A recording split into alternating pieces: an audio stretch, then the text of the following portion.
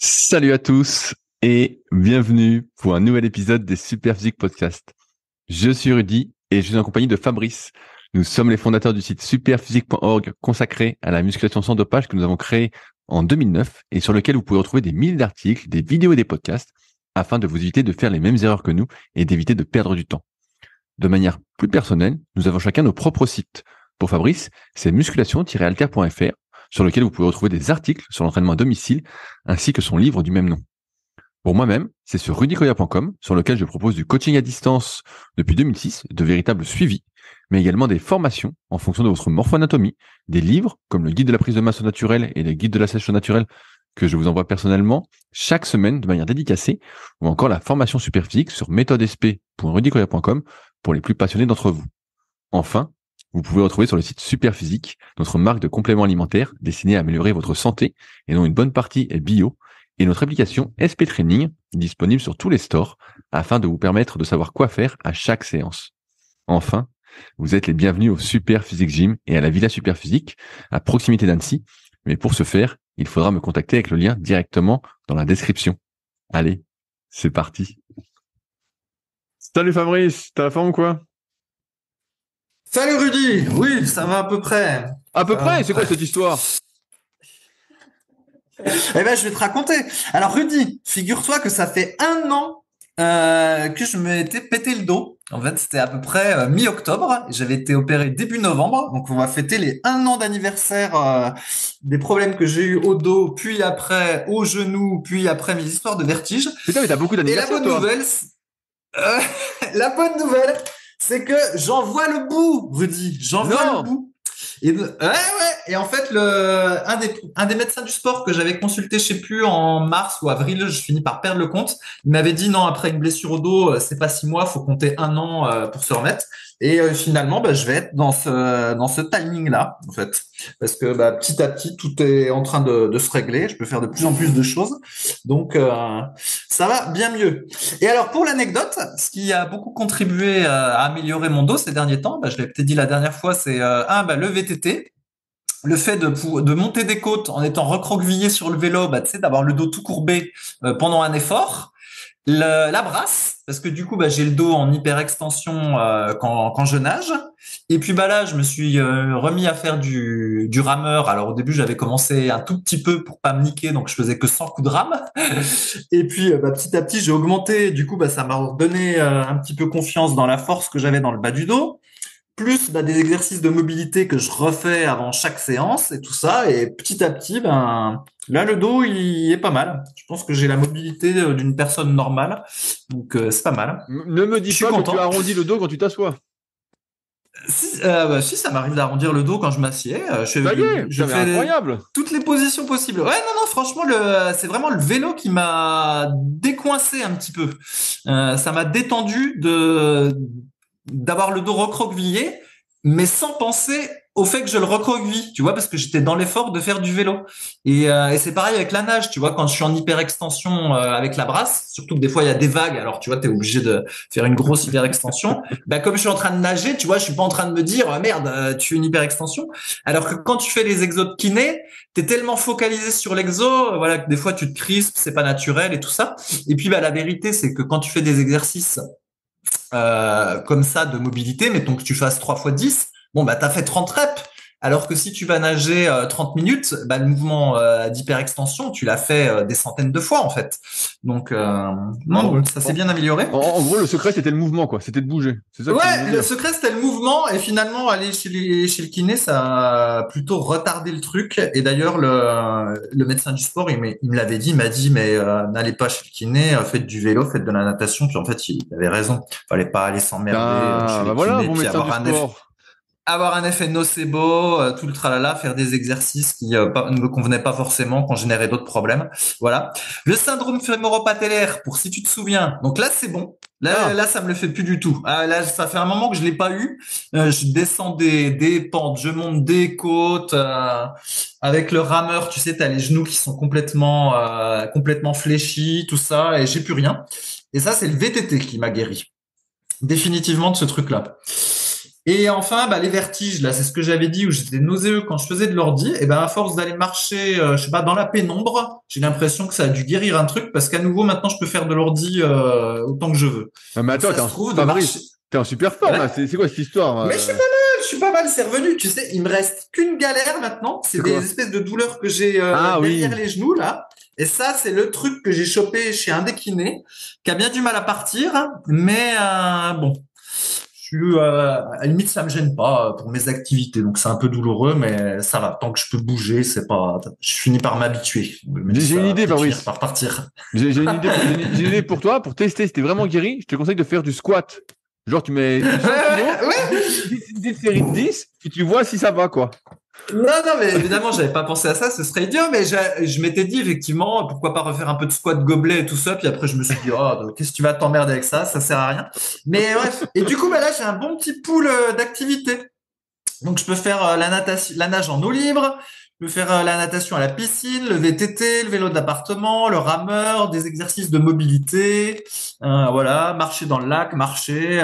Donc, j'ai pas mal d'activités sur lesquelles je peux jouer, donc c'est pas mal. Je suis content. Bon, C'est est-ce pas que mal tu es revenu. redevenu un adepte de l'effort? Est-ce que tu forces maintenant ou est-ce que tu vas toujours mollo? Est-ce que ça revient comme le spirit? Non, mais figure-toi que je me suis remis à reforcer un petit peu, mais c'était pas très malin pour être franc. Il y a un coup, par exemple, il faisait très beau, donc c'était impossible de tenir ma demi-heure de natation quotidienne. En fait, je m'étais mis à augmenter un peu, et à un moment donné, je sais plus, j'avais fait plusieurs jours à 45 minutes, un autre jour à 1 heure, et mais j'ai eu des petites douleurs au cervical après, figure-toi. Donc Oui, mais j'en ai léger, trop ça se fait. renforce, c'est Oui, tout, oui, ça se oui, renforce. rien de spécial, mais en tout cas, j'avais une petite douleur que j'avais pas avant. Et le rameur, donc à un moment donné, j'ai essayé de tirer le plus possible, et le lendemain, j'avais une petite douleur au poignet, tu vois. Donc bon, des petites douleurs qui sont apparues. Après, c'est 3 fois rien là, hein, ça s'en va tout de suite. Mais voilà, dès que tu fais un peu trop de volume de manière inhabituelle ou que tu forces un peu de manière inhabituelle, il y a une petite douleur qui apparaît quand même. Mais bon, globalement, ça va bien. Et alors, du coup, en refaisant du rameur un petit peu plus sérieusement, je suis retombé un petit peu sur les mêmes sensations que j'avais déjà eues il y a plusieurs années, à un moment donné où il y a quelques années, quand tu faisais toute la promo du rameur et puis qu'il y en Bien avait plein sûr. sur le podcast qui s'étaient mis, dont moi. Et c'est vrai que tout de suite, on se rend compte que c'est musculaire. Et Ah, c'est bien vrai, sûr. ah ouais, non, c'est plus musculaire que la nage, la natation, en tout cas à la vitesse où je fais la natation. Et là, tout de suite, je vois bien, par exemple, que j'ai le haut du dos qui est déjà un petit peu raide, les biceps qui congestionnent un peu, les avant-bras et tout ça. C'est vraiment musculaire ce truc. Et c'est vrai que souvent, je l'ai dit plusieurs fois aussi en podcast, des fois, quand il y a des gens qui veulent se mettre à la muscu à 40 ans sans jamais avoir fait de muscu, puis en ayant du bide à perdre et tout ça, qui n'arrivent pas à s'y retrouver entre faire 3 fois 1h30 de muscu par semaine, plus aller marcher, faire du cardio et tout. Ils n'ont pas ni l'emploi du temps, ni finalement les qualité physique pour faire tout ça. Je me dis, s'il ferait du rameur, en fait, il combinerait une activité musculaire qui est pas très compliquée à faire, ne nécessite pas une mobilité folle par rapport à faire je sais pas quoi, moi, des exercices de muscu. Et puis, en gros, ils auraient tout, quoi. Le cardio et puis l'effet sur la muscu, et ils perdraient Ah, peut-être un petit peu de bide. ouais, quand même moins de muscles qu'avec la muscu, mais Bien sûr, mais je parle de gens qui s'y mettraient à la muscu, tu vois, à 40 ans sans être très mobile. Tu vois, plutôt que de devoir faire des étirements des hanches ou des épaules et tout ça. Et puis d'acquérir de l'explosivité en muscu. On a vu plein de fois, il y a des gens qui font de la muscu pendant 6 mois, 1 an, puis qui n'ont pas vraiment de résultats parce qu'en fait, ils se sont mis trop tard, ils n'ont pas le truc, quoi. Et je sais pas si le truc finira par venir. Alors que là, voilà, c'est une activité assez simple et puis on sent que c'est musculaire. Il faut juste rajouter des pompes pour les pecs. Mais donc tu sinon, fais pour le tu fais reste, c'est pas rameur pompe mal. alors. Tu fais rameur pompe, c'est ton programme. Ouais, un petit peu. Un Ah, il a petit peu. craqué Enfin, le type, il refait des pompes alors qu'il m'a fait tout un speech comme il fallait pas faire de pompe, putain. Ouais, mais j'en fais très peu, j'en fais très peu. Ah putain le menteur, ah Mais, putain. mais Bah, après, ouais. je Enfin, reviens bref. sur ce que tu dis. En fait, le rameur, c'est un peu comme tous les ergomètres, que ce soit, tu vois, le bike que j'ai chez moi, ou même l'ergo kayak, ou j'ai jamais fait de ski erg, mais je pense que c'est un peu pareil. En fait, c'est beaucoup plus musculaire que les mêmes activités de manière outdoor. Parce que par exemple, tu vois, si tu fais de l'aviron, t'as une sensation de glisse. Quand je fais du kayak dehors, j'ai une sensation de glisse que j'ai pas sur l'ergo. Et donc, sur l'ergo, c'est toujours musculaire. En fait, tu n'as pas cette sensation de glisse. T'as pas l'inertie comme au vélo, tu vois. Souvent, ils disent, les gars, que j'ai pu interviewer avec les secrets du sport, que 1 heure d'ergo, 1 heure d'home trainer ou 1 heure de bike erg ou de watt bike, et ben, c'est l'équivalent de 2 à 2h30, voire 3 heures dehors. Parce que tu as une sorte d'inertie, tu peux t'arrêter de pédaler, ça continue d'avancer. Alors que sur un ergo, tu es toujours dans l'effort, en fait, ça n'arrête pas. C'est pour ça que c'est beaucoup plus musculaire et moins technique, tout en restant quand même sacrément cardio, que les efforts outdoor en comparaison. Ouais, bah, tout à fait. Bah, d'ailleurs, là, je fais un peu de vélo d'appartement pour varier putain, avec le le type. VTT. Et effectivement, je vois que alors là, ça m'a surpris, j'ai le bas des cuisses qui congestionne plus sur le vélo d'appartement que sur le VTT. Bah, bien Alors, sûr, bien sûr. c'est incroyable. Et effectivement, parce que comme tu dis, quand on est outdoor, des fois, ben, on pédale pas, ou dans les descentes, il y a un peu moins d'effort, ou quelque chose comme ça. Alors que sur le vélo d'appartement, ben, t'arrêtes pas de pédaler. C'est vrai. Bien Donc, sûr. ouais. Donc c'est un peu, ça paraît plus musculaire aussi. Après, effectivement, si dans ta sortie vélo VTT ou vélo de course, t'as que des côtes, là, ce sera bien plus musculaire, sans doute, que le vélo d'appartement. Mais bref, Bah, ouais, tiens, en effet. je te donne une anecdote. Donc, Attends, je te donne une anecdote, Fabrice, avant que tu enchaînes. Pour ouais, compléter ce qu'on vient de dire.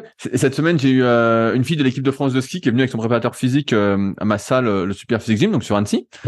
Ils m'ont demandé, voilà, on doit faire une séance. Et donc, j'ai parlé un peu avec le prépa physique et je lui ai dit, bah attends, tu fais du ski. En fait, il avait besoin d'un watt bike. Donc, une sorte de home trainer bien plus perfectionné qu'un bike erg.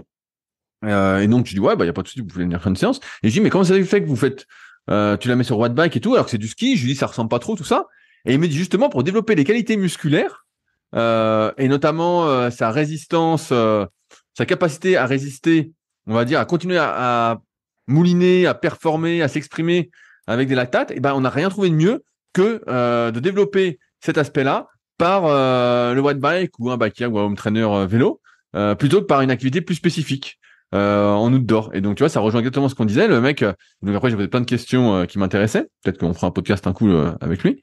Mais exactement, tu vois, ils utilisent les ergots pour développer beaucoup les capacités, on va dire, musculaires. ok. Bon, par contre, t'as intérêt à avoir une super musique, hein, parce que putain, autant je vois pas le temps passer quand je suis dehors, autant là, quand je suis sur mon vélo d'appartement là ou à faire l'ergo, vache, faut une Bah, bonne musique, hein, parce écoute que un tu vois le temps podcast et passer. faut que tu écoutes un podcast, c'est pour ça. Écoute un podcast. Et tu écoutes un podcast en faisant du rameur, mais bien sûr. Tu dois pas mettre beaucoup d'intensité, toi, quand tu fais du Bah, rameur, parce que tu peux pas vois que écouter un tu faisais podcast, hein. tranquille. Le type, il dit, je vais tranquille. En fait, il pense comme un malade. Le type est revenu avec le Non, spirit, ça y est. j'irai pas jusque-là, mais c'est vite fatigant ce truc-là. Ok, alors deuxième sujet, Rudy, c'était dans le canard enchaîné de cette semaine. Il y a toujours plein de trucs dans le canard enchaîné. Ils ont des espèces de rubriques parfois nutrition écolo. Donc il y Quel avait est le code promo pour s'abonner, Fabrice? Parce que tu as un code promo, j'imagine, vu que tu en parles chaque semaine. il n'y a pas de code promo sur le canard enchaîné, ça Ah. n'existe pas. Et donc, il y avait un article qui faisait référence à la qualité de l'eau en robinet. En gros, c'était un directeur d'une ARS en province. Donc, ARS, c'est les agences régionales de la santé, qui avait envoyé un mail donc qui était confidentiel aux gens de l'ARS. Et en gros, il disait qu'il revenait si ma mémoire est bonne, d'une réunion ministérielle et que plus on testait les eaux des robinets, en gros, en faisant des nouveaux tests, en testant de nouvelles choses, et ben plus on se rendait compte qu'il y a plein de merde dans les eaux du robinet. Et lui de dire qu'à un moment donné, faudra peut-être changer la communication et dire que ben, il va falloir passer aux eaux en bouteille. Alors en gros, lui c'était juste un directeur de manière isolée, c'est pas une consigne officielle, mais en tout cas voilà que officieusement ils disent que l'eau du robinet, Et bah, la potable. qualité c'est pas top. Ouais. En gros, il disait bon pour les usages courants ça va, mais peut-être que faut passer à l'eau au robinet pour l'eau qu'on boit. Enfin, bref. Et donc ben voilà, donc je le mentionnais en podcast. Alors c'est vrai que ça fait toujours mal au cœur de devoir acheter des eaux en bouteille plastique parce que voilà c'est du plastique, ça coûte la peau des fesses, c'est pas écologique et tout ça. Mais bon à un moment donné, si c'est semble-t-il ça qu'il faut faire pour être en meilleure santé, ben, ma foi, il faut y passer. Bah, sinon, tu t'achètes un filtre, Fabrice, comme Un j'ai autre fait. Ouais, bah après je maîtrise pas ces histoires de filtres. Est-ce que ça enlève absolument toutes les saletés ou pas? Je n'en sais rien. Et puis voilà. Mais donc bref, je sais que ce serait mieux de pouvoir boire l'eau du robinet, mais pour le moment c'est pas clair. Et avec le filtre de Rudy, je ne sais pas si c'est clair Bon, bah, alors, non plus. tu vas acheter de l'eau en bouteille ou pas, alors, finalement? Bah je continue. Bah moi je continue à acheter des eaux en bouteille parce que de toute façon, Ah. en tant que vegan, j'achetais des eaux spécifiques avec un dosage un peu plus important en calcium et tout ça. Donc moi, je faisais déjà de l'eau en bouteille en culpabilisant. Donc je vais Ah continuer, là tout là, simplement. putain, le type il est en enfer, quoi.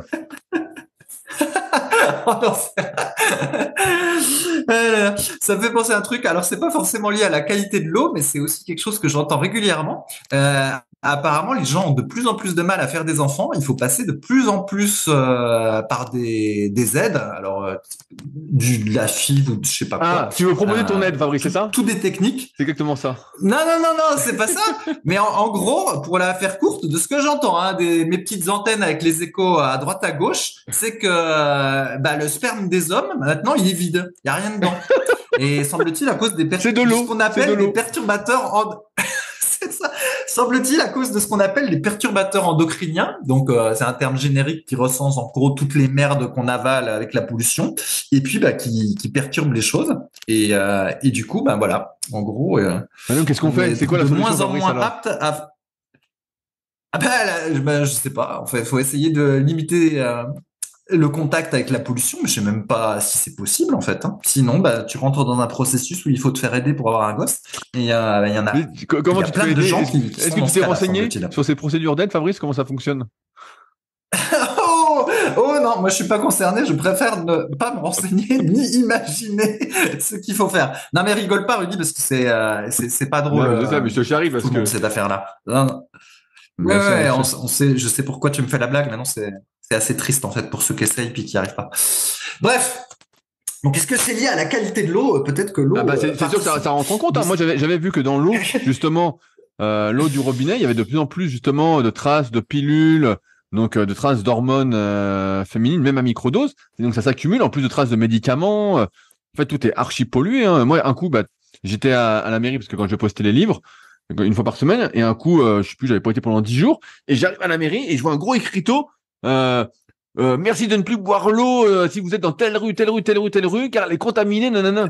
Et sauf qu'en fait, bon, heureusement, c'était pas ma rue, mais même si ça avait été ma rue, en fait, tu sais, t'as un écriteau devant la mairie, tu parles, on est 1600 habitants, ils t'envoient pas de papier, pas de mail, rien, ils t'appellent pas, en fait, vous êtes gentil. Alors moi, je la filtre, bon, la plupart du temps, je bois mon eau filtrée, en espérant que ça filtre bien, mais c'est vrai que, putain, l'eau, c'est sûr que l'eau qu'on boit, en plus, j'ai envie de dire, en tant que sportif, on fait plein d'efforts, on transpire à fond, tout ça, donc on boit plus que la norme, on se perturbe, ça se trouve encore plus. Hein, mais de toute façon, comme avait dit Anthony Berthoud dans l'épisode, je crois, 6 ou 7 des secrets du sport, en fait, aujourd'hui, ce qu'il faudrait, c'est varier à fond, à fond, à fond, à fond, parce que tout est pourri, en fait. Tout est pourri, et on accumule des contaminants à manger toujours pareil, mais bon, c'est une histoire sans fin, ce truc-là. Hein. Alors, justement, en parlant de nourriture, Rudy, alors je suis Ah, parti quelques jours avec ma compagne dans le Périgord, donc le de foie département gras. du Périgord. Voilà, là-bas, effectivement, il y a beaucoup de foie gras, de trucs à base de canard et tout ça, mais il y a aussi des beaux villages et des châteaux. Mais du coup, il fallait bien qu'on mange. Et alors, t'imagines bien que des véganes dans le pays du foie gras, ça n'a pas été simple de manger. Alors, on a mangé beaucoup de muesli super physique, Ah, d'oléagineux, et puis de quelques trucs que j'avais préparés la veille, puis qui nous ont permis de tenir le premier jour et puis le lendemain. Mais à un moment donné, on en avait marre de manger des oléagineux. bah oui, des quel céréales. anniversaire quand même. Hein. Et donc du coup, on est allé un petit peu au restaurant. Alors la plupart du temps, il y avait même pas de plat végétarien. Enfin bon, c'était difficile en fait de concilier notre véganisme. Mais donc, t'as avec, mangé quoi? pouvoir Dis-nous ce que t'as quoi. mangé. Des fois, il y a des fois, on s'est rabattu sur du poisson. En fait, c'est impossible. Sinon, c'était pas possible. Oh là Donc de là. temps en temps, hein, enfin, de temps en temps, 2 fois, on a dû prendre un plat de poisson. Mais bref, c'était pas ce que je voulais dire.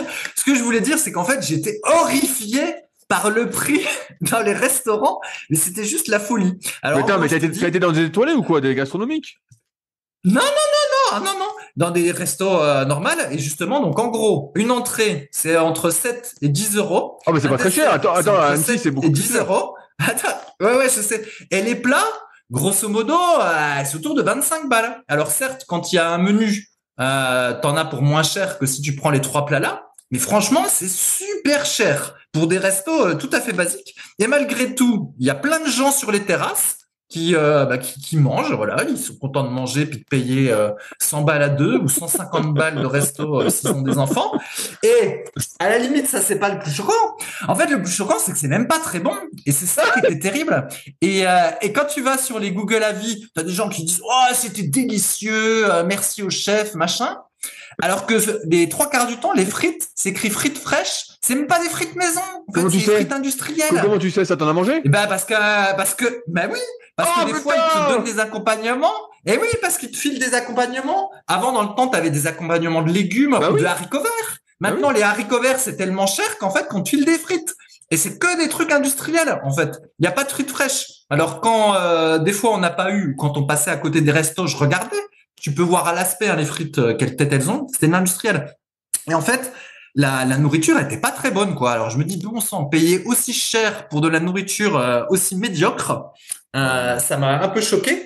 Et c'est vrai qu'à un moment donné, il y avait, je sais plus, des membres du gouvernement, alors je sais plus si c'était Gabriel Attal ou je ne sais qui disait qu'il fallait rétablir les cours de cuisine à l'école, je crois, pour que voilà, les gens rapprennent qu'on puisse cuisiner et puissent faire des choses soi-même, et que faire les choses soi-même, ça prend un peu plus de temps, mais ça coûte moins cher que d'acheter des plats préparés ou d'aller au restaurant. Et ben comme de fait, je peux vous dire que ça coûte sacrément moins cher et puis que c'est bien meilleur. Ah Et non, donc au mais final, souvent, enfin je dis souvent, en même temps on est dû aller 3 fois au resto, donc c'est un peu exagéré de dire souvent, mais on mangeait mieux chez nous qu'au restaurant, hein. Ça y a pas de ah, doute. bien Et sûr, alors bien pour sûr. beaucoup moins cher. Bah, Par bien contre, sûr. bah, effectivement, faut passer un peu de temps à cuisiner. Voilà, ça Non, c'est mais regarde, tu évident. te souviens quand t'es venu sur Annecy, on a été une fois, je sais plus où, là, un resto dans Annecy, où t'as pu manger Un resto vegan. vegan dans, ouais, Voilà. je Bon, sais. Ouais. c'était bon, mais moi, j'ai l'impression d'avoir rien mangé. Toi, t'étais rempli, mais on n'avait rien mangé. C'était genre 40 balles le menu. Bon, franchement, j'aurais pu bouffer 3 menus. Et un coup, on avait été avec Belette. Non, mais c'est vrai, voilà, j'avais rien bouffé. Ouais, Mais je sais. bon, c'est pas grave. Et après, on avait été à un resto avec Belette et j'avais dit, tiens, bah, il est pas mal, il est pas très cher par rapport à ce qui se fait sur Annecy. C'était 46 € entrée plat dessert. Et donc, moi, je trouvais ça, c'était bon. Mais pareil, il y avait pas grand chose, mais c'était bon. Là, pour moi, ça valait le prix. Mais c'est vrai Ça qu'aujourd'hui, allait, ouais. Ouais. quand je vais au resto aujourd'hui, je préfère aller dans des beaux restos qui t'a payé un peu plus cher, mais que ce soit vraiment bon et que ça change de ce que je peux manger chez moi. Si c'est pour bouffer comme je mange chez moi, en moins bien, et en plus, comme ça coûte 50 balles, ouais, je préfère pas y aller. Franchement, je préfère pas y aller. Non, mais c'est vrai, aujourd'hui, c'est devenu hors de prix, manger au resto. Et des fois, je vois des gens qui mangent au resto 2, 3 fois par semaine, et c'est pas leur boulot qui paye. C'est incroyable. Je dis, mais, ah ben là, ouais, ça dépasse tout ce qu'on peut imaginer, mais ouais, les prix sont aberrants. Et donc là, j'imagine que l'anniversaire t'a plumé, quoi. T'es sur la paille, là. Alors, Quand même pas. Mais ouais, c'est vrai que j'étais surpris des prix. D'habitude, quand je vais dans les restaurants, c'est en Espagne, c'est un peu moins cher. Et puis bon, ça adapte aussi. Mais là, ouais, là, c'était cher. Et du coup, même que ça tournera plus. bref, si on retournera, mais ouais, j'étais surpris par le truc. Et alors, à un moment donné, on est allé donc ça, j'appelle pas ça restaurant. On est allé dans un truc qui s'appelle Planet Walk. Donc, c'est une chaîne, comme d'innombrables chaînes qu'on trouve dans les ZAC. Et en gros, c'est un truc à volonté. Et j'avais Ah, vu que c'était très à la mode, ces trucs chinois à volonté. Et qu'en gros, comme les gens, enfin, une partie des gens, ils n'ont pas de sous, et ben, ils vont le samedi là-bas, ils se payent le truc et puis ils mangent pour le plus qu'ils peuvent. Mais sauf que ça, je l'avais lu. Mais quand tu le vois en vrai, ça te fait quand même bizarre. Parce que tu vois des gens qui peuvent être un petit peu gros, voire tu vois très gros, et puis ils vont là-bas. Alors c'est pas condescendant ce que je dis, je constate juste que j'ai vu. Moi, le ça m'a mec un est peu pas du tout dégoûté. body positif, quoi. Non, franchement, ça m'a un peu dégoûté. Ça faisait un peu déport, mais parce que tu vois les types, ils sont tout gros. Ils vont avec leur assiette et là, pour pas avoir à se relever plein de fois, en fait, ils mettent le plus qu'il peut dans l'assiette. Et donc, j'en vois un, il va 6 nems, comme ça, paf, des nems. Après, il va vers les maquis, paf, des maquis. Tu sais, ça n'a pas du tout la même saveur, en fait. Les maquis et les nems, c'est un truc qui est gras et frit. L'autre, c'est un truc tout frais où t'es censé mettre du gingembre et de la sauce soja. Tu vois, c'est pas des saveurs qui sont censées se mélanger. Et ben là, paf, il mélange tout, le type. Après, il rajoute de la viande, etc. Enfin bref, il fait une pyramide de bouffe. Il se dépêche de se rasseoir.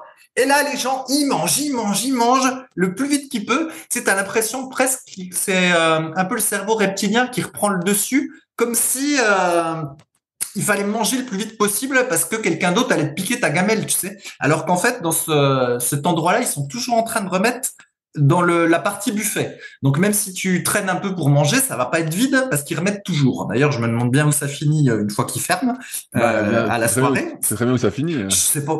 Bah, je pense à la poubelle en fait. Hein. Et de l'eau pour le lendemain midi, oui. Non, je suis pas sûr. Non, je pense que ça finit à la poubelle. Mais bref. Et donc, ils mangent.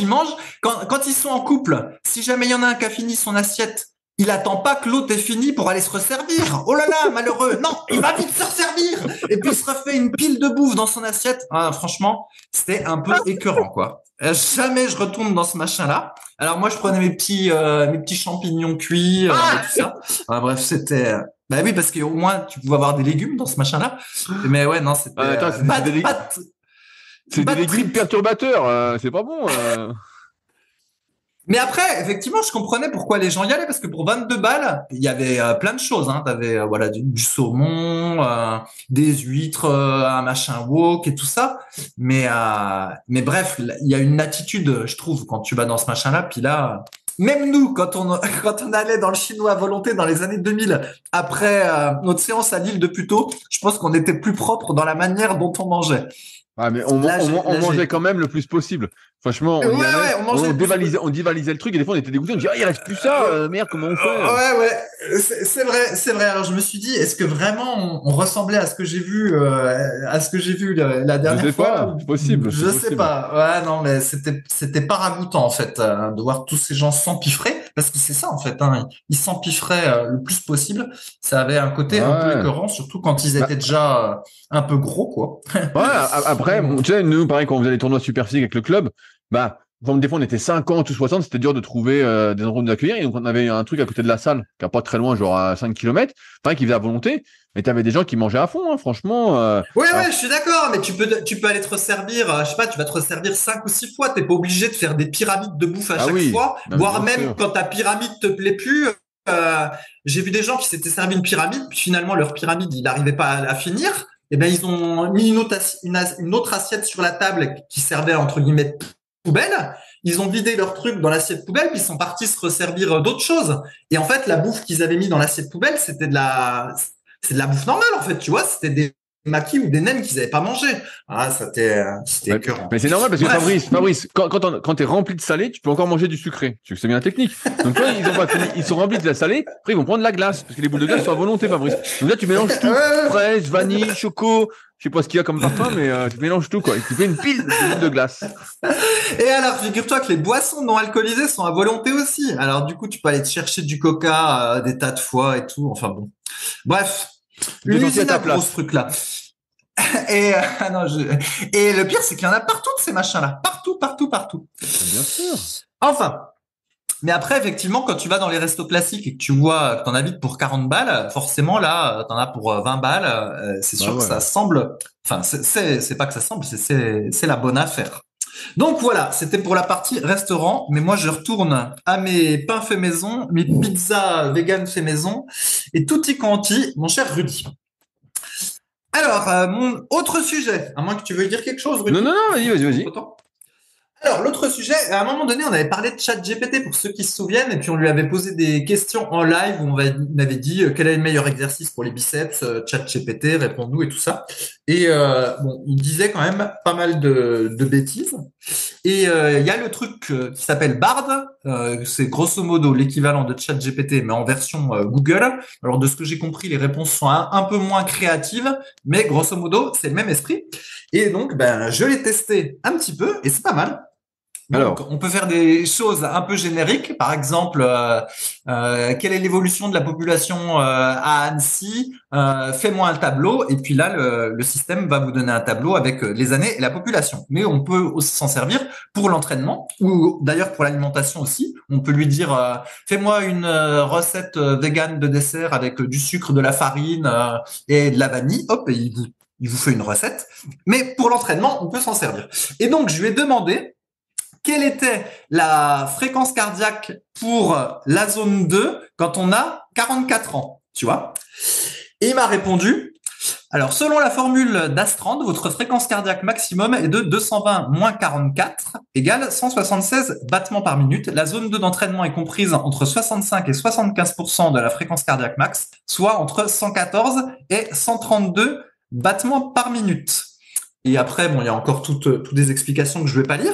Mais en gros, tu vois, il m'a sorti le petit calcul et il m'a dit que la zone 2, c'était entre 65 et 75%. Alors, est-ce que ça te paraît Ouais. correct Alors après, comme réponse? l'estimation de la fréquence cardiaque max, bon, Oui, bien sûr, ouais. c'est juste une estimation, c'est un peu grossier, mais pourquoi pas. Mais après, oui, entre 65 et 75%.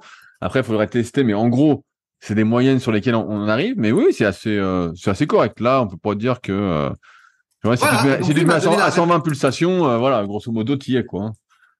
Ouais, ouais. Mais donc, tu vois, j'ai mis l'âge et il a fait le calcul tout seul, en fait. Hein. C'est pas juste une réponse avec du texte. En gros, il a fait le calcul. Et donc, je lui ai demandé aussi, je lui ai dit, donne-moi un programme d'entraînement pour progresser aux 500 mètres au rameur ergomètre. Ah, je trouve pas une compétition. Non, je peux pas de compétition, mais c'est sûr qu'ils disent de la merde.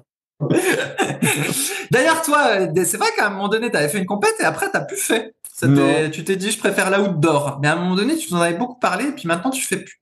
Non, mais en fait, j'avais fait parce que, ouais, je m'étais motivé tout ça. Et puis après, comme j'avais fait quatrième mondial et puis deuxième France, en fait, pour moi, j'étais déjà arrivé un peu au bout du truc, tu vois.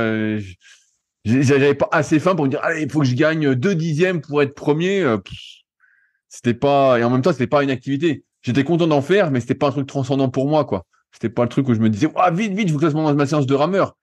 C'était plutôt, voilà, j'aime bien faire du rameur, mais c'est pas non plus mon truc. Et donc, par la suite, j'ai repris le kayak un peu plus à fond. Justement, c'est l'année où Mhm. j'ai rencontré mon pote Chris que tu as vu au kayak. Et donc, après, je me suis mis plus au kayak et voilà, j'avais plus envie de rester enfermé à faire du rameur. Je préfère aller faire du kayak dehors. Puis en ce moment, je suis tout seul sur l'eau pratiquement, donc c'est le régal. Ok. Voilà. Ok, donc il me propose un grand truc. Donc là, je peux pas tout lire, sinon tout le monde va se faire chier. Et en plus, c'est une réponse un peu différente que celle que j'avais eue quand j'avais fait le test il y a quelques jours. Mais donc, il me propose 3 ou 4 séances par semaine, avec 2 séances en endurance, une séance en puissance et puis une séance force. Alors, je vais décrire rapidement. Donc, chaque séance, il dit qu'il faut commencer par 10 minutes d'échauffement puis finir par 10 minutes de retour au calme.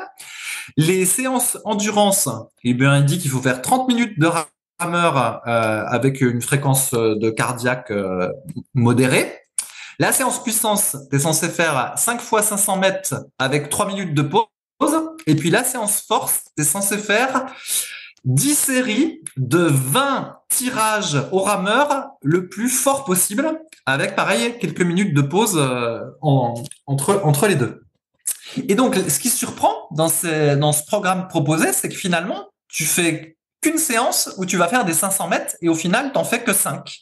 Et par contre, tu as 2 séances d'endurance et puis donc une séance, on va appeler ça force technique, sur les 4 séances dans la semaine. Alors, est-ce que ça te paraît un bon programme, Rudy, ou pas? Ouais, en fait, moi, j'aime bien mettre une date sur un objectif parce que forcément, tu vas mettre des Non, mais demi.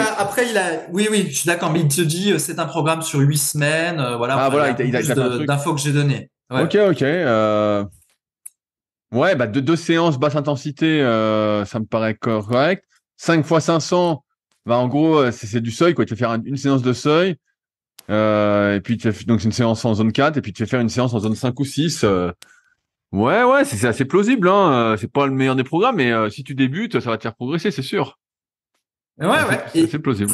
C'est ça. Et alors, du coup, il y a d'autres, il propose d'autres options. En fait, la suggestion 1, suggestion 2, suggestion 3. Enfin, il y en a d'autres.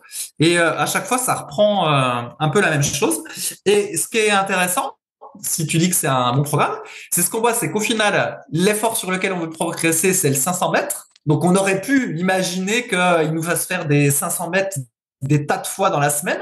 Mais au final, non, il n'y a qu'une séance finalement dans la zone, enfin, qui reproduit exactement l'effort. Et sinon, c'est de l'endurance et de la technique. Donc c'est amusant de voir qu'au final, ça correspond pas tout à fait. Mais en même temps, avec la force athlétique, c'est pareil. Quand on veut progresser en force athlétique, eh ben on fait pas un maxi à chaque séance, mais on fait du 5 x 5, enfin et diverses autres choses complémentaires. Donc c'est pas non plus complètement déconnant quand on y réfléchit. Ouais, non, après là, c'est pour ça que je te demandais sur combien de temps était le programme, quand était l'objectif, parce que c'est sûr qu'à un moment, tu vas devoir faire des séances, entre guillemets, si tu veux vraiment performer, à ta vitesse de course. Tu vois, à un moment, tu seras obligé de faire ça, mais là, vu que tu débutes, je sais pas si t'as dit que tu débutais, mais il t'en a pas mis, quoi. Mais normalement, plus tu te rapproches de la séance, plus tu vas faire faire des séances à vitesse de course. Mais pas non plus tous les jours, vu que c'est un truc hyper intense, mais 1 ou 2 fois dans la semaine, le tout avec des séances basse intensité, te diriger de plus en plus vers un entraînement qu'on dit polarisé, Fabrice, mais que tu connais déjà. Ouais. Bon, alors après, là, je viens de tenter, donne-moi un programme d'entraînement pour progresser aux 500 mètres au rameur ergomètre pour un athlète confirmé.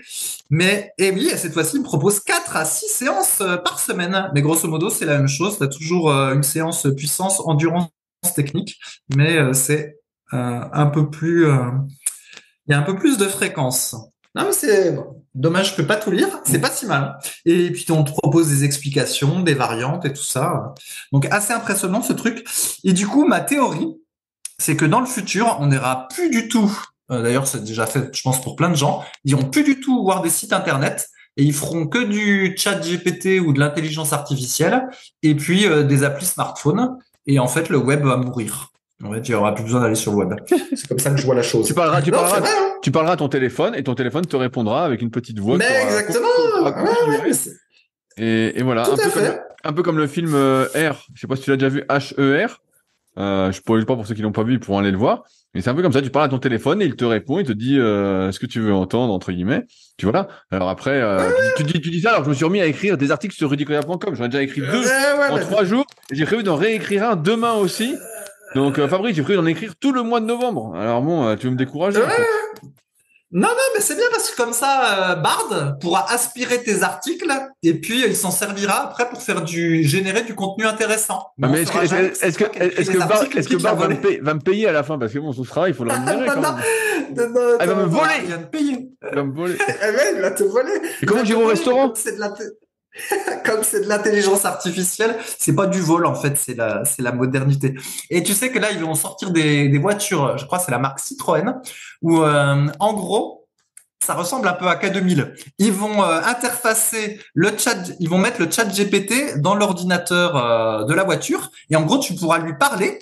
Donc au chat GPT et lui il va te répondre. Et l'idée c'est que du coup quand tu roules sur la route, tu puisses discuter avec chat GPT comme comment il s'appelait le héros dans K2000? David Hasselhoff, mais son vrai nom c'était quoi? Comme Michael, voilà, comme Michael ah quand oui, tu parlais voilà. à K2000. Ouais, et ben ça va être, c'est demain, hein, ce que je décris.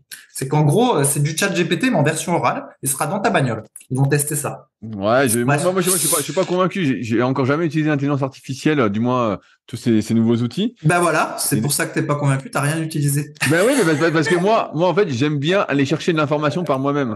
En fait, j'ai besoin d'aller chercher l'information et de me faire mon avis et de comprendre le truc et ensuite de le mettre en forme pour le repartager, etc. C'est mon processus d'apprentissage. Et donc, si tu m'enlèves mon processus d'apprentissage, bah, je suis moins content, quoi. En fait, Oui, j'ai bien compris. En fait, c'est pas très drôle. Et pareil pour la lecture, comme je disais hors antenne. Moi, j'aime bien lire des articles qui sentent la vie, ou qui sont un peu émotionnels, tout ça.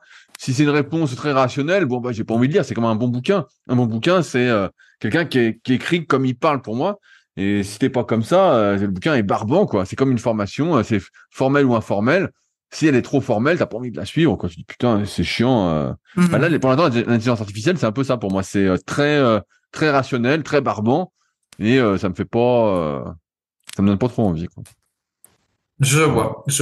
Enfin, en même temps, tu sais, moi, je préfère faire du sport que regarder du sport, mais tout le monde s'en fout vu que la plupart des gens regardent le sport et que les audiences sont là. Donc, peut-être que toi aussi, Rudy, la manière dont tu fais, tout le monde s'en fout et ça n'empêchera pas d'avoir des K2000 partout. Bien sûr. Et d'ailleurs, allez, j'ai une blague. Je sais pas si vous avez vu. Donc, que vous l'avez vu, la France au rugby a été éliminée. Et donc, j'écoutais la fois Europe 1 en voiture. Je sais pas si ça fait vu ou pas, mais j'aime bien cette radio. Et ils expliquaient que à cause de la défaite de la France, la vente de publicité pour la finale avait chuté de 50%. Donc ils avaient prévu de vendre des encarts publicitaires à la mi-temps à 350 000 euros. Donc je crois que c'était F1. Et là, le prix était tombé à 160 000 euros. Suite à la défaite des Français, parce qu'en fait, si les Français allaient en finale, bah, tout le monde allait regarder. Donc là, c'était juste les quarts de finale. Oui, voilà. ça allaient regarder l'audience présumée. Voilà. Et là, en fait, bah, ça a diminué de moitié. Donc là, ils se disent, putain, c'est pas un bon coup. Oui, bon, c'est normal. Il n'y a rien d'extraordinaire. C'est à cause de toi, Fabrice. Parce que tu veux pas regarder le sport. Voilà, c'est pour ça que j'y pense. Et en plus, j'ai regardé ce match-là. J'étais à côté en train de faire de l'ordi et c'était ma femme qui me commentait en live. Allez, Rudy, est-ce que tu veux répondre à une question Bien du sûr, forum? bien sûr, bien sûr. Allez, alors répondons aux questions, soyons fous. Bien sûr, bien sûr. Mais non, il y a des bonnes questions. Allez, je commence par la première question. Il y a deux questions de la même personne que j'ai sélectionnée, mais on verra si on a le temps de tout faire. C'est une question de DZ Columbia, donc qui poste régulièrement sur le forum, qui dit: bonsoir. Je me suis récemment mis au développé décliné barre guidée et je n'ai pas réussi à faire plus que 9 répétitions à 61 kg. Comment est-ce possible alors que je faisais avec la barre classique en libre il y a 6 mois 7 à 80 kg? J'ai mis le banc avec une inclinaison entre 15 et 30 degrés et les coudes sont bien rentrés. Comment expliquer cette différence, Fabrice? Il a 20 kg d'écart entre la barre libre et la barre guidée. Comment ça se fait? Alors que normalement, la barre guidée, c'est censé être plus facile, non? Je comprends pas. Bah, oui. Enfin, est-ce qu'il compte bien, est-ce qu'il a bien pris en compte le cadre de la barre guidée? Enfin, je suis pas sûr d'avoir, je me demande si je suis pas confus parce que la barre au cadre guidé, elle pèse plus lourd que la barre libre. Alors déjà, est-ce que tout est pris en compte dans son calcul? Parce qu'effectivement, oui, c'est un peu bizarre. Normalement, on est plus fort en guidé qu'en libre. Donc, moi-même, je suis un peu perplexe sur Rudy. Ah, bon, bah, moi, je fais la réponse, alors, je fais la réponse. Alors, sur ce que tu as dit, par rapport aux barres guidées, maintenant, tu sais, avant, en tout cas, dans ta génération, c'est vrai que les barres guidées étaient plus lourdes que les barres libres. Une barre libre, c'est 20 kilos, et les barres guidées, bah, des fois, ça montait jusqu'à 25 kilos. Et progressivement, en fait, il est apparu des barres guidées, en fait, où il y avait des contrepoids de chaque côté, et donc la barre pesait 0. Moi, je me souviens à Tremblay, où je m'entraînais avant la Polo Club. T'avais un guidé où la barre pesait vraiment hyper lourde, et l'autre à côté, elle pesait rien du tout. Donc, tu as ces deux choses-là. Donc, ce qui peut expliquer, voilà. Mais en fait, ce qui se passe pour moi sur des aides colombiens, c'est que, en fait, encore une fois, comme on l'a souvent dit, la force est très spécifique selon un angle. Alors, certains parlent de transfert, tout ça. Nous, ce qu'on a remarqué de plus en plus avec le temps, c'est que les transferts se faisaient pas forcément. Donc, on peut imaginer que quand il fait de l'incliné à la barre classique, en barre libre, et bah, peut-être qu'il descend plus sur le bas des pecs, qu'il utilise plus l'avant des épaules, qu'il a un mouvement vraiment en arc de cercle, un mouvement classique d'incliné. Et quand il est au guidé, en fait, il peut pas avoir cette trajectoire en arc de cercle. Il a forcément une trajectoire rectiligne. Donc, peut-être qu'il descend au niveau, je donne des exemples pour illustrer, mais peut-être qu'il descend au niveau des clavicules, donc ça l'étire beaucoup plus, donc il a les coudes beaucoup plus en arrière, donc il est dans une position, forcément comme il est très étiré et qu'il a pas l'air très souple, je vais revenir après par rapport à son autre question, et on se dit bon bah voilà, il est trop étiré, donc il est dans une position un peu de faiblesse, donc il a pas de force, donc ce qui l'empêche de mettre vraiment des poids équivalents à la barre guidée, mais on est encore une fois dépendant des modalités du matériel qu'on utilise. C'est pour ça que moi, j'aime pas trop, du moins quand j'étais à fond en muscu, changer de salle régulièrement. Les gens disent, ouais, bah, tu vas en vacances, tu trouves une salle, tout ça. Ouais.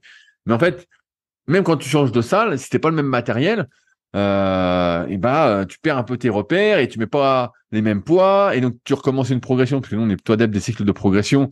Donc, de planifier sa progression, voilà, de pas s'entraîner au pif et de laisser la chance de décider des progrès parce que ça marche pas souvent quand on n'est pas spécialement doué. Et donc, pour ça que j'aimais bien rester là où j'étais quand j'étais à fond muscu pour progresser sur mon matériel et avoir des vrais repères. Mais là, quand tu changes, bah ouais, c'est pas tout à fait le même mouvement. En fait, c'est un peu différent. C'est comme faire, je sais pas, tu fais du développé couché avec halter et puis tu fais du développé couché convergent. Tu dis, bah je mets pas le même poids sur les deux. Bah ouais, parce qu'en fait, c'est pas la même trajectoire. Tu vas pas utiliser tout à fait tes muscles de la même façon. Ils vont pas se contracter de la même façon. Ta coordination va pas être engagée de la même façon.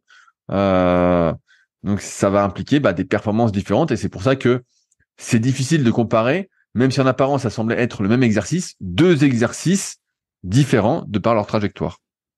Voilà, Fabrice. Ok. Eh ben, j'ai posé la question à Bard en même temps. Donc j'ai dit pourquoi est-on moins fort au développé décliné guidé par rapport au développé décliné barre? Donc il m'a fait une réponse voilà que je vais pas résumer en entier, mais il y a une rubrique qui s'appelle trajectoire du mouvement et il dit les machines guidées imposent une trajectoire rectiligne au mouvement, cela limite la liberté de mouvement de l'utilisateur. Avec une barre libre, vous pouvez contrôler la trajectoire du mouvement en fonction de vos besoins, cela vous permet de tirer la meilleure partie de votre force et de votre technique. Avec une machine guidée, vous êtes limité par la trajectoire prédéfinie de la machine. Voilà. Cela peut rendre le mouvement plus difficile et moins efficace. C'est très bien, c'est très bien. Effectivement, si c'est pas ton couloir de poussée, si c'est pas tes points forts qui participent au mouvement rectiligne et que c'est plus tes points faibles, et forcément tu vas mettre moins lourd. Bard, c'était une bonne partie de la réponse. C'est bien.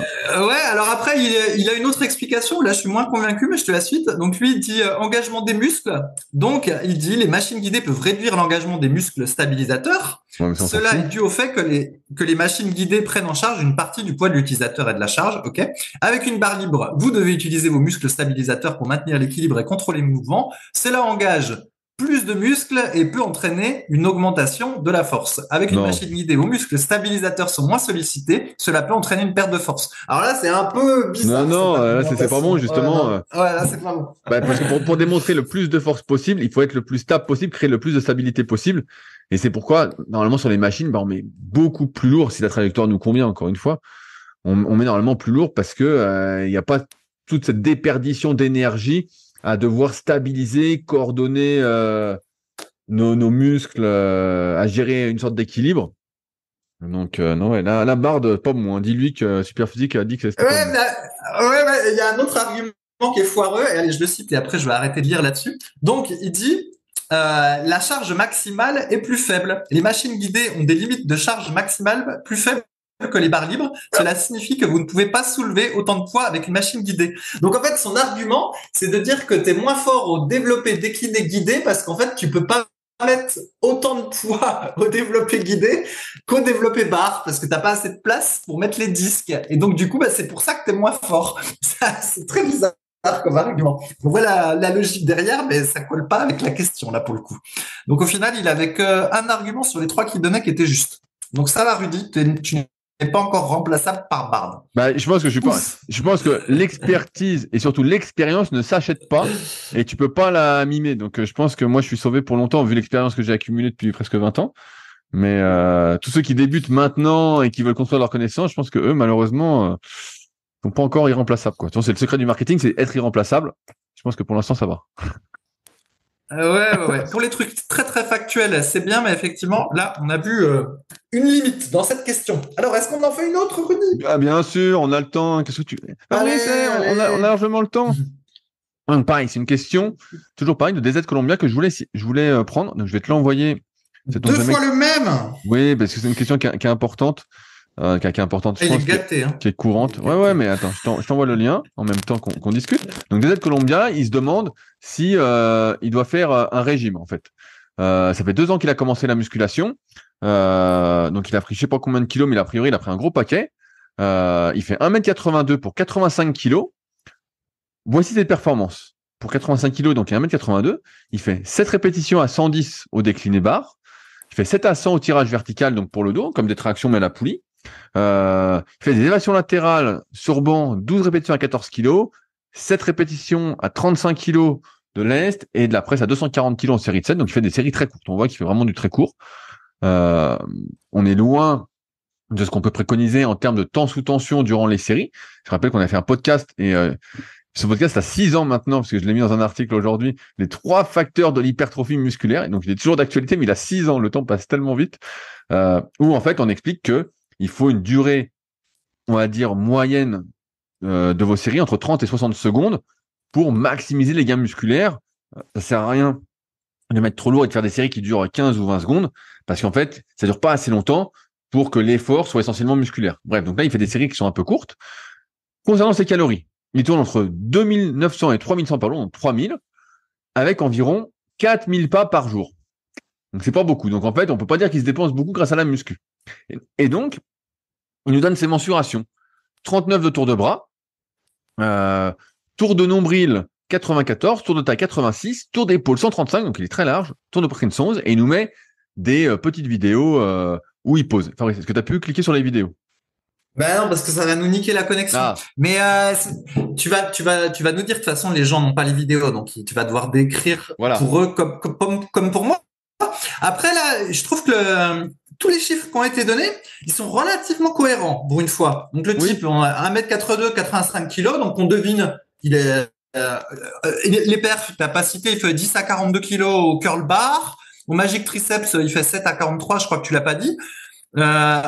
Grosso modo, ses perfs sont assez cohérentes avec son taille-poids. Il est peut-être un poil trop gros par rapport à ses perfs. Et effectivement, un peu plus tard, il dit qu'il a 86 cm de tour de taille, ce qui est voilà, a priori, il doit avoir un petit peu de gras sur le tour de taille parce que peut-être 83, ce serait mieux, 83 cm. Tour de bras 39, c'est assez cohérent avec un 10 à 42 au curl bar et au fait qu'il pèse 85 kilos pour 1m82. Donc, moi, j'imagine un type qui est tout à fait cohérent puis qui s'entraîne, qui a trouvé un entraînement qui lui convient à peu près, mais qui est peut-être un peu légèrement flotteux ou épais. Voilà, c'est comme ça que je le verrais. Bah Mais oui, quoi qu'il oui. fait de la muscu. Bah oui, c'est un Ouais, peu c'est ça. ça. C'est un peu ça. Donc, en fait, moi, ce qui me fait un peu tilt, c'est que voilà, en 2 ans, faire 1m82, 85 kilos, forcément, on peut pas être super propre. Et donc, il a mis ses photos vidéo. Et donc, on voit effectivement qu'il est il est épais. Voilà, épais, c'est le mot. Il est un peu gras. On voit que c'est pas le plus sec du monde. Et donc, il demande s'il doit sécher. Et effectivement, pour moi, il est monté un peu vite en poids. Mais, c'est là où je voulais en venir, il n'a pas fait l'erreur que beaucoup font, à savoir de faire la course au poids, grossir, grossir, grossir, grossir. Il se pose la question au bon moment. Je trouve que c'est vraiment le bon moment où il se pose la question, il dit voilà, là on voit plus ses abdominaux, on voit qu'il commence à être un peu gras sur les côtés, entre guillemets, selon notre définition, nos standards de la muscu. Et donc il se demande pile au bon moment s'il doit maigrir un peu. Et c'est pour ça que je pense que c'est ce qu'il doit faire. Mais c'est vrai que tout est assez cohérent. En 2 ans, il a un niveau plus que correct, qui est 7 à 110 de mémoire. Il est à peu près au niveau silver du club Superphysique, donc clubsuperphysique.org, et il y a les mêmes tableaux sur l'application SP Training pour ceux qui l'ont. Donc il est à peu près au niveau silver pour 2 ans d'entraînement, ce qui est honnête. 1m82, 85 kg, s'il était sec, ce serait un niveau titan, voire Olympe, club Superphysique, et donc bah, forcément il n'y est pas en 2 ans, mais il a un niveau silver, et donc là, s'il fait un petit régime, il va descendre, je pense, pour 1m82, 85 kg, peut-être à 78. Voilà, il va perdre 7 kg. Pour certains, ça peut être beaucoup à entendre, mais c'est pas grand-chose, en fait. Et 1m82, 78 kg, plutôt propre pour 2 ans de muscu, avec ces performances-là, il va perdre un petit peu, mais pas grand-chose, surtout perdre sur les développés. Et bah, c'est déjà super. Et a priori, il est sur, comme a dit Fabrice, la bonne voie. Il est sur la bonne voie, et donc c'est plutôt cool. Et donc, je voulais traiter ce sujet parce que c'est plutôt rassurant de voir que il n'y a pas que des questions, des fois, qui peuvent tourner au vinaigre, quoi. Il y a des gens qui font juste. Voilà, qui écoutent nos conseils. Ouais, Ouf. c'est ça, ça pourrait tout à fait être quelqu'un qui aurait posté sur le forum dans les années 2000, voilà, après une petite prise de masse.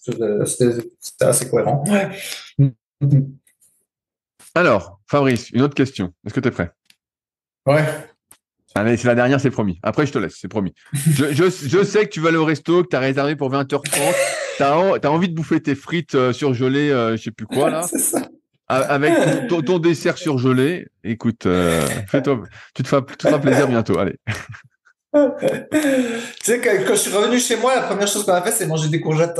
Mais je sais, mais moi c'est pareil. Quand je vais en stage de kayak, des fois, quand j'avais été au stage de kayak à Temple-sur-Lot, qui m'avait servi n'importe quoi à manger, franchement, j'ai eu peur qu'il me file des cordons bleus un jour. Je suis rentré chez moi et j'étais content de manger vraiment sain, quoi. C'est rien que du riz blanc, des légumes, tout ça. T'es là, tu dis, ah, ça fait du bien, quoi. Parce qu'en fait, tous les jours, t'es là, t'as mal au bide, tu dis, putain, mais je vais crever, quoi. Tu te dis, je vais crever, c'est pas possible. Ils veulent ma mort. Bon, bref, allez, c'est la question. Question de Petit Koa. J'ai dit, tout d'abord, merci pour le partage de vos connaissances sur le site qui est très complet et permet de s'y retrouver pour les débutants ou les gens comme moi qui reprennent après quelques temps sans jamais avoir trop réfléchi à comment bien faire. J'ai 37 ans.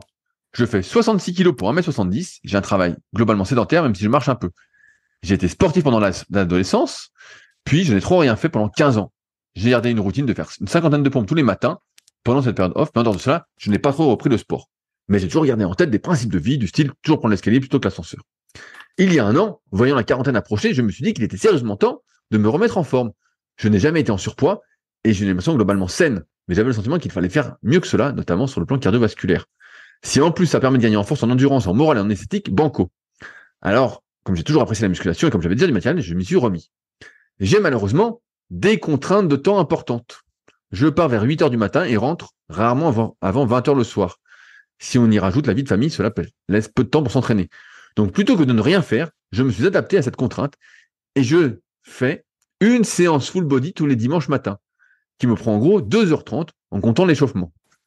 Donc il décrit sa séance, mais bon, ça c'est pas très important, on va pas la retenir. Donc il fait 3 séries de chaque exercice, avec des séries classiques, 2 minutes de repos entre les exercices, et parfois il prend 3 minutes entre les exercices. J'essaie de garder une bonne exécution, j'augmente les répétitions, tout ça, nanana. Les exercices sont choisis pour privilégier le polyarticulaire, essayer d'être complet. Ça manque sûrement un peu de rowing et de soulevé de terre. J'en faisais déjà avant, blablabla. Tout cela marche assez bien. J'ai pris 3 ou 4 kilos, sûrement pas que du muscle, vu que je mange plus, en un an. Et je me suis dit en intermédiaire sur la plupart des exercices selon le tableau Superphysique par rapport à mon poids. Pas de douleur, c'est objectif, et je vois dans la glace que les muscles se dessinent. J'ai validé sans peiner une rep à 70 kg développé couché. Je peux faire 10 tractions en supination, ou encore 25 dips non lestés. J'ai eu du retard en squat, là. Tout récemment, j'ai ajouté une mini-séance la semaine, le matin, avant de partir, où je fais 3 séries de développé couché et 3 séries de traction pronation pour progresser plus vite sur ces 2 exercices. J'ai maintenant 2 questions. Fabrice, après tout ça. Étant donné ma contrainte de temps, j'aimerais optimiser ma séance du dimanche. Je me demande s'il serait judicieux d'alterner les exercices antagonistes plutôt que de faire les mêmes groupes musculaires tout à la suite. Par exemple, est-ce que je passe les tractions après le développé couché, le curl après les dips? Si je fais cette alternance, je me dis que cela me permettrait de me reposer entre 2 exercices qui sollicitent les mêmes groupes musculaires et donc être plus performant. Par exemple, arrivé au développé incliné, les triceps sont déjà fatigués après le développé couché et les dips après le décès. Je n'en fais que 12 au poids de corps, alors que quand je suis frais, j'en fais 25. Donc j'hésite. Même groupe d'affilée égale stress métabolique, mais avec alternance, volume d'entraînement supérieur. Donc, première question, est-ce qu'il s'entraîne? Il doit alterner les exercices agonistes-antagonistes. Deuxième question, je note que sur certains exercices, il y a une grosse différence de nombre de répétitions entre la première et la dernière série. Exemple au développé couché, aujourd'hui, j'ai fait 14, 10 et 7 répétitions à 54 kg, soit 2 fois moins la dernière. Est-ce que je devrais mettre moins lourd ou faire moins de reps à la première série, même si je suis capable d'en faire plus, mais avoir un nombre de reps plus équilibré? Pouvez-vous me donner votre avis sur ces questions et ma séance en général? Surtout, est-ce que vous pensez que je fais de grosses erreurs? Donc, on va déjà répondre aux 2 questions, Fabrice. Est-ce que tu penses que pour un débutant qui fait un seul full body dans la semaine, donc on va pas rentrer dans le détail de, voilà, c'est mieux que rien, c'est pas l'idéal, mais je pense qu'il y a peut-être pas mal de personnes qui s'y retrouvent, donc c'est déjà bien de faire une séance plutôt que 0. Est-ce que c'est mieux pour lui d'alterner les exercices agonistes-antagonistes ou de tous les enchaîner pour privilégier le stress métabolique? Qu'est-ce que tu en penses, Fabrice? Oui, ben on en a déjà parlé plusieurs fois de ce truc-là. Je sais que toi, t'es plutôt contre l'alternance. Et donc là, a fortiori, si la personne est débutante, je pense que tu seras contre. Après, j'ai l'impression qu'il y a des gens à qui ça plaît de faire ça et puis ça peut fonctionner, mais peut-être pas au niveau des débutants. Et donc, je dirais non, faut pas alterner.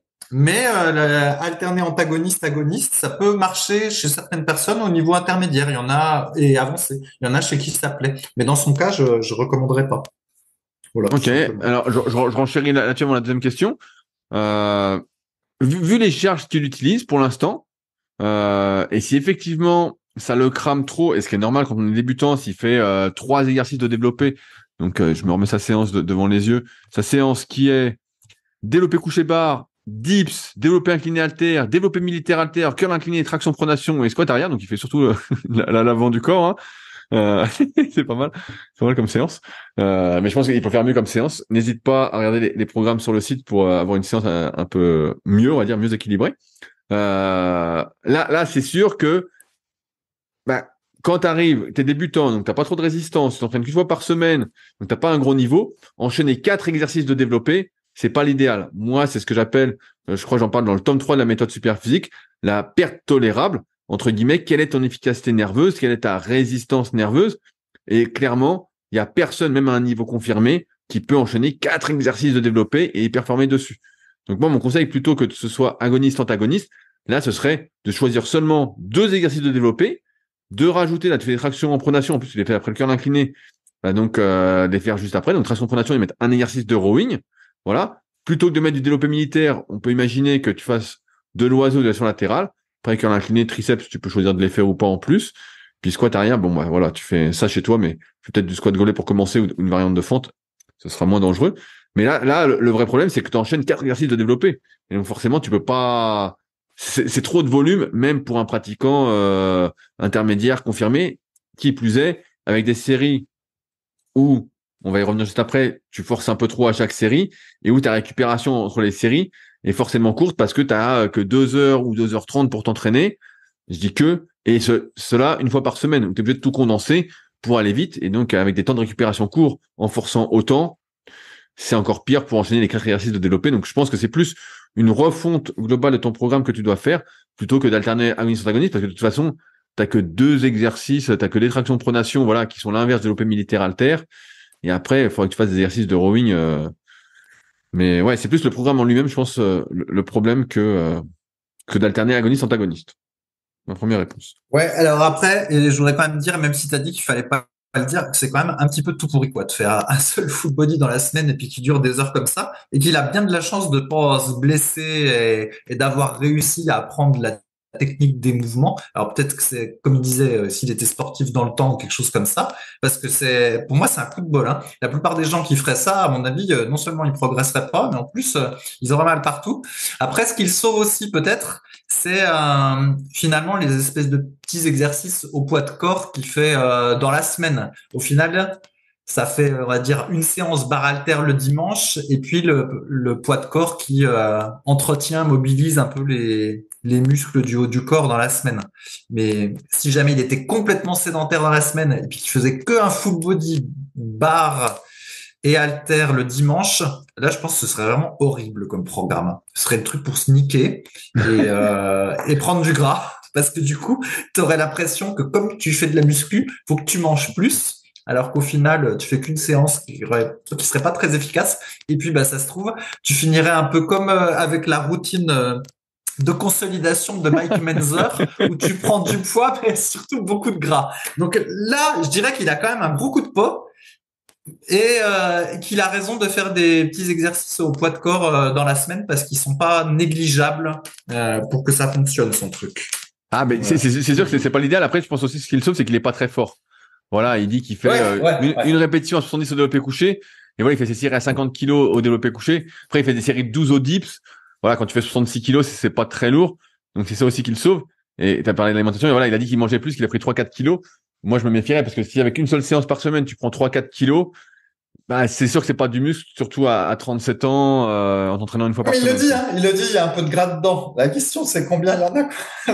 Mais... Sans doute, malheureusement, 90%, quoi. Non, mais voilà, la vérité, c'est à peu près ça, il y a 90%. Alors voilà, c'est pas l'idéal, mais je serais de la question parce que, en fait, il y a beaucoup de personnes, nous, on est aussi là pour encourager à faire du sport, qu'on parle, qui disent, bah voilà, 8 heures, 20 heures, la vie de famille, nanana, qu'on pas le temps. Moi, j'ai eu pas mal d'élèves pendant un temps qui s'entraînaient après avoir couché leur enfant, que leur femme regardait la télé, voilà, bah, ils s'entraînaient 1 heure, 45 minutes. Je pense que c'est une meilleure solution que de faire une grosse séance le dimanche, de faire genre 2-3 exos, hein. Tu sais, ça, un coup dans la semaine, il dit qu'il fait développé couché, traction seulement. Ben voilà, ça peut être ça un matin. Un autre matin, ça peut être un exercice de biceps et puis un exercice de triceps. Et puis un autre matin, ça peut être des fentes, voilà, et puis un peu d'abdos.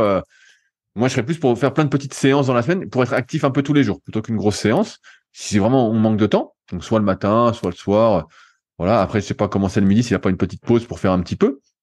Mais ça, et un truc aussi, je reviens, il disait, voilà, je sentais que je manquais un peu de conditions cardiovasculaires, mais finalement, il fait rien de cardiovasculaire.